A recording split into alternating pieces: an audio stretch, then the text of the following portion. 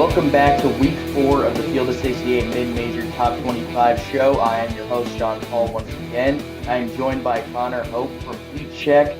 Connor, how's it going? And why don't you introduce yourself? It's going great. Thanks for having me, Sean. As you said, I am a writer with HeatCheckCBB.com. I'm also one half of the Hope and Ralph podcast presented by Heat Check CBB. And I do some Gonzaga-specific work for Zagaholic. There we go. Yeah, Gonzaga. Connor knows a lot about college basketball, but if you're a WCC fan, he's one of the best out there to follow, so definitely follow him on Twitter. And, it's been a pretty interesting week, and we kick it off every week with our 3 biggest storylines. Connor, I'll kick it over to you first for your 3 big storylines, then we'll get into mine.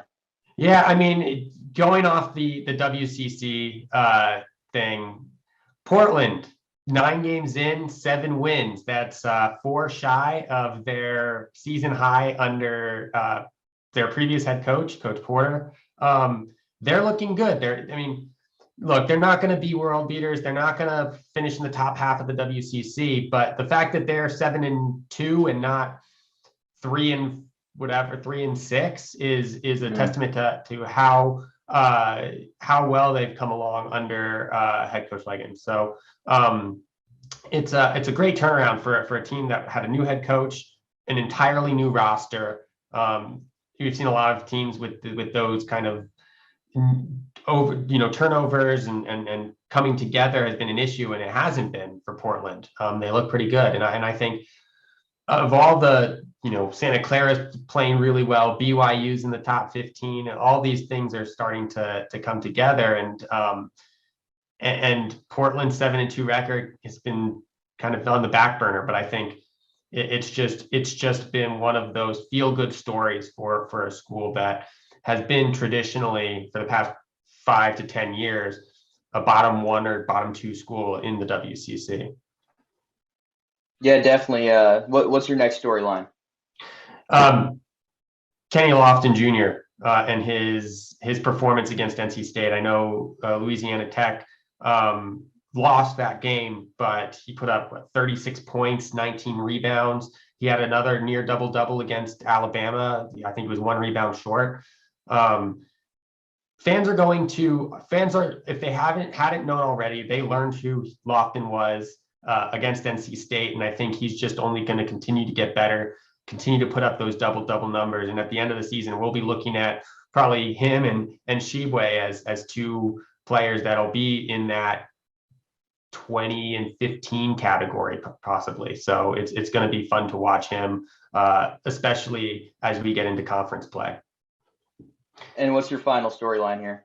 Monmouth, their shooting, their experience, the impressive wins they put together lately. They have 3 seniors, I believe, shooting over 40% from the floor or near 40% from the floor. Mm-hmm. So just a great team all around. I know they were not expected to be, anything in the realm of like a Belmont or a Buffalo or anything like that, where they were expected to be an incredibly good team. But they've been good so far this year.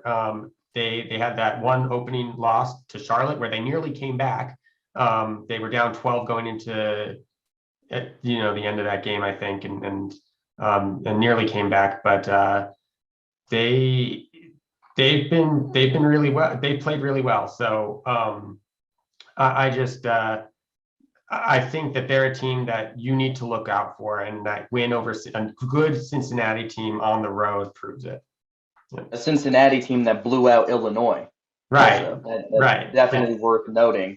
And getting into my storylines here, Northern Iowa, they looked their best that they have all season. They had a very good game against Arkansas a couple of weeks ago. They followed that up with a nice win on the road against St. Bonaventure, a team that was ranked in the top 20 of the AP poll. AJ Green, 35 points, 9 made threes. He looked comfortable, and we saw this last year. Jordan Bohannon from Iowa, he had a hip injury, had surgery. It took him a while to really get back into the fold of things and play the way he did before. I think we saw that with AJ Green. He was out of the game for a while, had to get that hip surgery, came back, struggled at the beginning of the season. Northern Iowa loses to Nicholls State. They lose to Vermont without Ryan Davis, but they were able to get a big-time win. I don't really think they have much of an at-large hope at this point, but I wouldn't want to face them in the Arch Madness Missouri Valley Conference tournament because they can score more than anybody almost in the country. And then I'm going to talk about the SoCon a little bit more. If you know me, you know I like the SoCon a lot, and they've been really impressive this season. Stanford continues to rattle off wins. They won at Oregon State. Oregon State has one win, but it still counts as a win over a Pac-12 school on the road. And then you look at a few other schools that have really gotten it going. East Tennessee State was able to beat Murray State. That's a big time win for ETSU. UNCG was able to beat Vermont recently. Mike Jones has gotten it going there very fast. Furman's really good. Chattanooga, even though they lost the other day, they've been able to rattle off some good wins also on the road against LMU and against VCU. And then Wofford goes on the road as favorites and beats Georgia the other day. They're a team that scores the ball a lot. Max Klesmit is one of the best guards in the conference, and the SoCon continues to look like they're going to have a lot of teams in contention to win that league. And then one league where it looks like it's really just one team at the top right now. They were picked sixth in their preseason poll, but Oakland has just been way better than everybody else in the Horizon League, and it's not even really close. Cleveland State has been up and down. Rice State's really struggled. I think we're noticing the impact Loudon Love had. They just aren't getting it going right now. They still have the talent with Tanner Holden, Grant Basile. They have a lot of talent there, and they have the long tradition of getting things going and being a 20-win team every season pretty much in recent memory. But they're really struggling right now. They only have one win so far this season, while Oakland continues to rattle off quality win after quality win. Jamal Cain looks like the best player in the league right now, coming over from Marquette. He's been fantastic. Jalen Moore has struggled a little bit, but they're able to win these games while Jalen Moore is struggling. Once he gets it going, that could mean that the Golden Grizzlies are going to get even more dangerous. And they are definitely a team that we have in the poll this week. So let's get into the actual poll. And for the first time in a few weeks, the last 2 weeks, it was Loyola Chicago at number one. It was Drake week one. Now it's San Francisco taking the top overall spot. 8-0 under Todd Golden. They have a very good roster. They're deep. They added a lot of front court depth. Well, I'll get into San Francisco a little bit more later when I interview head coach Todd Golden. But Loyola Chicago drops down to 2, and perhaps the most notable one, Drake drops all the way down to number 10 after dropping 3 games this week to North Texas, Belmont, and a team I'm blanking on right now. But Drake drops 3 games this week. Their at-large hopes are looking kind of bleak, but Loyola Chicago, they're an interesting one. They stay at number 2, but they went 1-2 this week, but they played 2 tight games against Michigan State, a team that they were underdogs against, and a close game against Auburn, another team they were underdogs against, and they blew out Arizona State in the third one. But I want to get your thoughts on Drake. This is a team that I feel like everybody had high hopes for, but they really struggled in the ESPN Events Invitational. What are your thoughts on Drake going forward? Yeah, I mean, I'm not too worried about Drake. They have that really good win over Richmond, which might not be quite as good as we all expected it to be, but it's still a good win against a good A10 school. The issue you run into, I think, in a lot of these tournaments is that once you lose that first game, it can be tough to get back into it. And obviously, they lost that first game against a really good Belmont team. And then they lost another one against a top 10 Alabama team, it should be a top 10 Alabama team. I haven't looked at the polls this morning. But once you put all your effort into beating a team like Alabama, a team that's going to run you up and down the court as much as they want and really force you to play an up-tempo style of play, and then you get into kind of a slow plodding game against North Texas. This is a team that they average, I think, 23s a game, and they only shot 8 against North Texas and only made 2 of them. You make 2 threes in a game, you're likely on the losing end of that game. So I'm not too worried.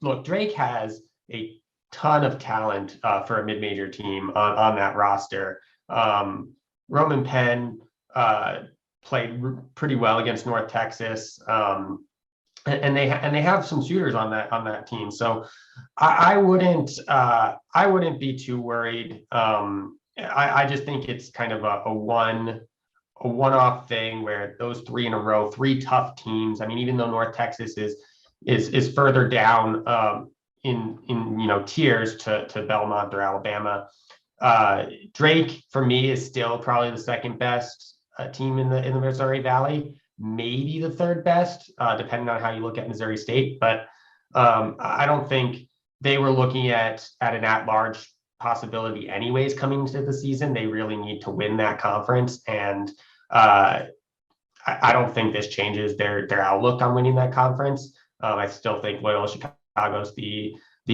class of the conference, and so you're looking at getting Tremel Murphy and Tucker DeVries and Roman Penn more minutes, just more experience, and perhaps they can pull off the upset in Arch Madness.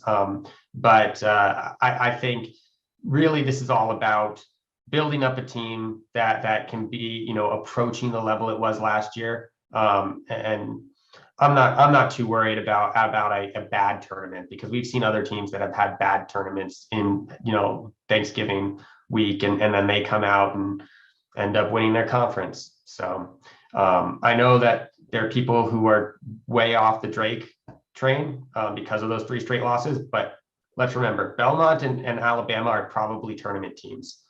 North Texas isn't, but it's still a solid Conference USA team. So, losing those games, especially with how close each of those games were, it wasn't like they got blown out by any of these schools. So I'm not too terribly worried about it. Looking at the next segment of teams, the next 10, Oakland is probably the biggest riser, I would say, here, going from unranked to 15th. Like I said earlier, they've really gotten it going. They have a lot of quality wins, notably winning in Stillwater against Oklahoma State. And they've been able to continue just racking up the wins. Jamal Cain, again, probably looks like the best player in the conference right now. They have a lot of pieces. The depth isn't great. They really only go about 7 deep, but the 7 that they have are really good. And sometimes you don't need all that depth if the players you play are really good. And that's what Oakland has right now. But going a little bit down in the poll here, we have Santa Clara at 18. What do you think about Santa Clara? You're a big WCC guy. They were able to go 1-2 this week. They were able to blow out TCU. And the thing about it is they were without Joseph Rankage, but they did lose the next 2 games. Yeah, and I think that Vrankich being out, and it looks like he's probably going to be out for a few weeks. And then with mono, you never know what's going to happen when he inevitably returns. It takes a lot of energy out of anybody, let alone a high level athlete. They've got enough talent on this roster with Jalen Williams, PJ Pikes, Keyshawn Justice to keep themselves afloat in the middle of the WCC, even if Frankage comes back and looks like a bit of a shell of himself. But going into that, to the position where they were before he was ruled out due to the illness, they were looking like a top 5 team in the WCC. And I know people will claim, okay, the WCC isn't that good, but if you look at the 4 teams that were ahead of them, that's the 3 that are always there: BYU, Gonzaga, St. Mary's, and a San Francisco team that's undefeated and looking like it could start earning. I mean, I know it got some top 25 votes in today's AP poll, but looking like it could be a team that sneaks in before WCC play starts. There's not really a surefire loss, I think, on their schedule, so they could be there. And so this Santa Clara team, I think, is the team that we all thought LMU would be. And Vrankich being out, Vrankich, who, even if the WCC had a 5-man first team all conference as opposed to a 10-man, he's probably on that team. Losing him is a huge loss. But look, I think that they're going to steady the boat. They're going to right the ship. Herb Sendek has been around the block. He's coached at the highest level. So I think this is a team that is not going to be one that anyone, and that includes teams like BYU, are going to want to face with or without Vrankich, because they have some high level guard play that I think has been helping them to offset that absence a little bit. The way you described them as what we thought LMU would be is perfect, because we knew that maybe it's a 4-bid league, and then who's going to kind of creep in. We figured the top 4. I was higher in Loyola Marymount than most. That was incorrect, probably. But San Francisco, St. Mary's, Gonzaga, BYU, those could all be tournament teams. But who's the next one? It definitely appears to be Santa Clara. And taking a look at the rest of the poll, Charleston makes their first appearance in the poll. They played North Carolina very tight. They won at Chattanooga the other day. That's a big-time win. And Pat Kelsey with a pretty new roster. I mean, you lost Zeb Jasper, Brevin Galloway, You lose most of your roster. Peyton Willis too. You lose most of the players that were at Charleston last year. Pat Kelsey replaces Earl Grant, who's now at Boston College, and he's been able to win with a team that hasn't played together a ton. Brendan Tucker is the top returning player, but you had John Meach from Bucknell, and then Rain Smith has looked like one of the better freshmen in the CAA. So Charleston's been pretty impressive. Maybe they can go and win the conference. The CAA always has 7 or 8 teams that are capable of winning the league, but right now Charleston looks like the top team in the league. Colgate stays in the poll. North Texas stays in the poll after beating Drake the other day. That kept them in there. And then I'll kick it over to you here on Monmouth. Do you think they can realistically contend with Iona? We know Iona is really good. They're highly ranked in the poll, but do you think they have a shot?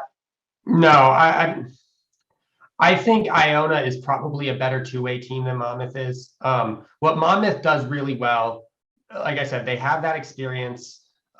They have the 3-point shooting, which means that on any given night, they can pull an upset. So could I see them stealing the bid from Iona? Sure. It takes one game where everything's clicking. George Papas is one of the best offensive weapons in the country. They have Shavar Reynolds there as well. And I think Marcus McClary is also a 40 or 50% 3-point shooter. They don't miss free throws, so you can't even put them on the line.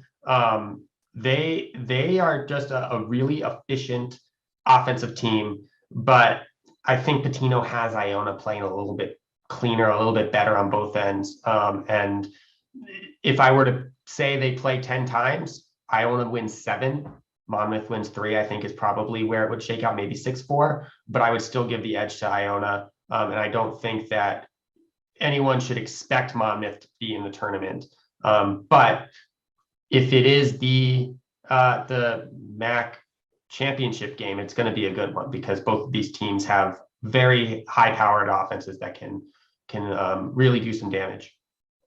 They definitely appear to be the two best teams in the MAC. Rick Pitino, obviously one of the best coaches of all time. They beat Alabama during Feast Week in the ESPN Events Invitational. Now looking at some of the teams that aren't in the poll this week, Wofford drops out of the poll. Miami, Ohio drops out of the poll after losing to Western Illinois.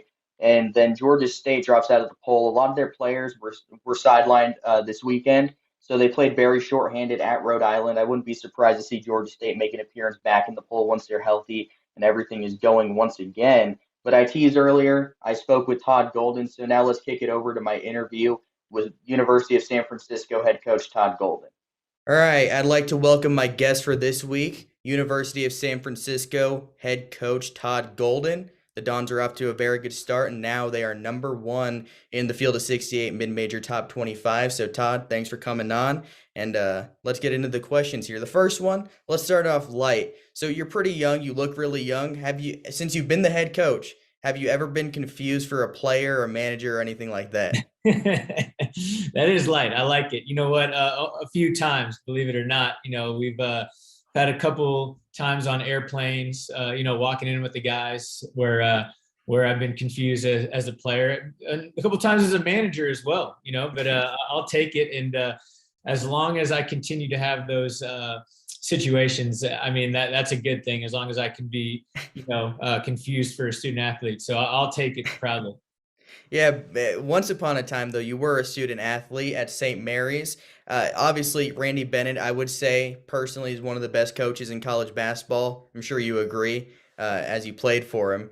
But what did you learn from Randy Bennett, and what have you been able to take from what you learned from him and as a player and put into your program?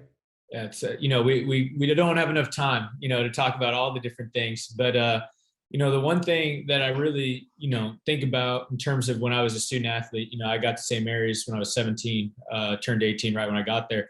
He really kind of opened my eyes to really taught me life through basketball, and that things wouldn't be handed to us and that we had to earn everything that we got.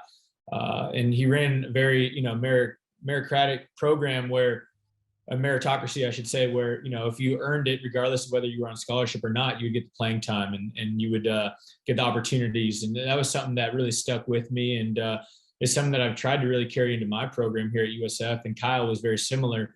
But, just toughness, grit, kind of having that underdog mentality, that chip on your shoulder. Those were some of the simple things that I learned there that I've tried to continue on now as a head coach. I mean, speaking of your time as a head coach, year one, win over 20 games last year, though, is a little bit of an up and down season. You begin the season losing to UMass Lowell, then you go and beat Virginia a few days later. But you guys struggled down the stretch of last year, 11-14 final record. What were you able to take away from last year? Obviously, all the circumstances around last year were just different. Probably, hopefully, won't see anything like it again. But what were you able to take away positively from the up and down season last year? Yeah, I think a couple things. Number one, we got off to a great start, and I thought we played really good ball throughout the non-conference season. I think we were around 60 or 70 in Ken Palm at that point, which I was proud of because we only played one home game in the non-conference. We were going all over the country from Connecticut to Oregon to Arizona, Vegas, just to get these games in. And then, got off to a decent start in league. I think we were 4-3.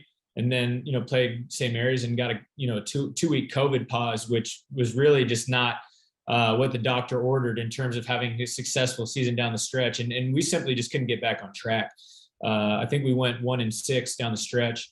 And, in a sense, it was really difficult, to get through and to try to keep the team together and try to get back on track. But at the same time, it was a blessing in the sense of it really allowed me to look at our program through a transparent lens and realize where we needed to improve and where, we could afford to spend some time getting better. And, it really kind of revitalized our staff in terms of rebuilding our program back to where it belonged to be. And, being able to keep Jamari Bouye and Khalil Shabazz was huge. And then we were able to go fill our roster with some really talented, older front court players that have really completed us. And I think the volatility that we had last year, where to your point, we could beat anybody or lose to anybody. We knew that we had to really kind of gain some true depth and size in our program to raise our floor, so to speak, and make sure that we didn't have any of that volatility this year. You mentioned right there the front court players you've added. Ewan Masalski, who's currently your second leading scorer, coming over from San Diego. And then Patrick Tepe, a very experienced player, started at Columbia. Zane Meeks, who's hurt right now, and Mark Kavitsky coming over from Washington State. So was that the plan going into the offseason? You wanted to add as many forwards as you can to be able to add depth and size down low? Yeah, and you obviously have a great sense of our roster and know the guys that we brought in. And yeah, we looked at it and said, hey, listen, we have to find a way to add guys that have had success at the Division I level, that have experience, and most importantly, have produced, and that's something that all of those guys to an extent, maybe not scoring, but minutes wise have all played and been in good programs at the Division I level. Yayan has been a blessing. He's just a winner. Played in our league for a long time. Pairing him and Jamari together has just been a joy to see them kind of lead on both sides of the ball. And then Patrick Tepe has kind of been our unsung hero a little bit, a guy that just really completes us on the defensive end and rebounding. We're just tough when he's on the floor. We really guard and have some true size and girth to us. And Vova's been big in some moments, really played well in the Davidson game that we won. And Zane should be back in the next week or two. And he's a guy that I think could be a double-digit scorer for us on a nightly basis. So adding those guys has just really elevated our program. And it's been a little bit since you guys have made the NCAA tournament, since 1998. What would it mean for both you and the program as a whole to bring San Francisco back to the NCAA tournament? Because right now you guys are 8-0. You're top 40 on Ken Palm, inside the top 30 for sure. I'm not 100% what number at this point, but you guys started out up there and you're still in there. You guys have won some tough games. So to me, you look like an NCAA tournament team. So what would it mean to you and the program to get there? Yeah, I think it would be just a great accomplishment. And honestly, Sean, we've been this team specifically when we started working out together in June, put some specific goals together. And obviously, the number one goal was making the NCAA tournament. And I think that was part of our recruiting pitch to some of these guys. Like Yalian, like, hey, come play with Jamari and Khalil, and we'll add some more guys, and we think that's going to be enough because we thought we were close. Like we didn't end well, but we thought we had a good nucleus in this program. And Zane similarly, Vova similarly. So I think making the NCAA tournament would really validate what we're doing here and how we're building our program, and it would set us up to be really successful for the years coming up. Thanks again to Todd Golden for coming on the show. San Francisco should be in for a good rest of their season, and we'll get to the rest of the mid-major top 25 show after this. Before we move on, let me tell you guys a little bit about our partners over at BetRivers Sportsbook. If you haven't signed up for BetRivers yet, now is the time because they are offering a $250 match bonus for your first deposit. But what sets them apart is that they require just one playthrough to turn your bonus into cash money. With their Rush Pay instant approval, withdrawing your winnings is safer, it's more secure, and it's more reliable. Now that basketball season is tipping off, get in on the action at betrivers.com today or by downloading the BetRivers iOS app. You must be 21 years or older. If you have a gambling problem, call 1-800-GAMBLER. And while I got you here, let's talk about the Field of 68 Media Network, where college basketball matters most all year round. This is a digital media and podcast network that we've been building over the course of the last year. We have shows hosted by some of your favorite players covering the program that they love the most. AJ Guyton hosts the House of Hoosier.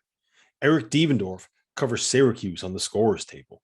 Dan Dickow hosts the Gonzaga Bulldog broadcast. We have Florida's Patrick Young and Duke's Andre Dawkins and North Carolina's Shammond Williams and Michigan's Stu Douglas and Illinois' Deion Thomas. The list goes on and on and on. We have more than 30 shows right now. So hit the links below and check them all out. And while you're at it, make sure that you go check out the Field of 12 Media Network, your home for college football. All right, that was University of San Francisco head coach Todd Golden, and now we are going to continue with the show here. Let's get into the final two segments that I like doing every week. What are your two games of the week, Connor?